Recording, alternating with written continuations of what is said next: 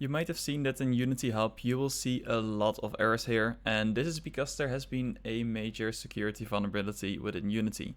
This already has been fixed, but you do need to do some work. So if you see, this version is currently vulnerable, and there have been newer versions. Currently all of mine do have the security alert, but if you install a new one, most with F2 have been fixed. So for example, the 2022 and 2021 versions also got a fix, which is great because these are technically out of LTS support. And of course the latest Unity 6 versions also got a fix for this. If you're interested, there is a full write down here. So for most people, you just download the latest version, update your project, you can build for the platforms you want, and you're good to go.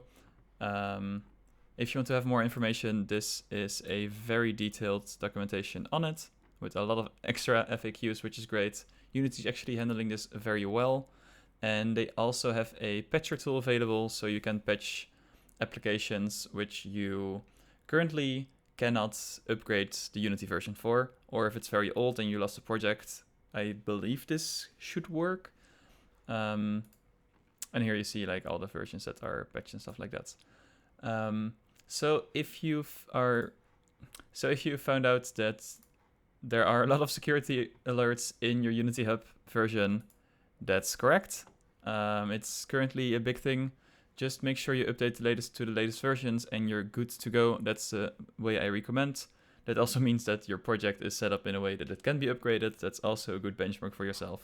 But in general, update your project. If absolutely impossible, you can download the patching tool and then you should be good to go. So this was just a really quick update I want to let you know. And for any questions, you can put them in the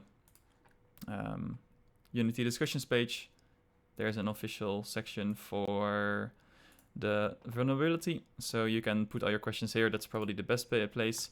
Of course, also feel free to leave any questions in the comments below. It's just here more people can see it and also read your answers.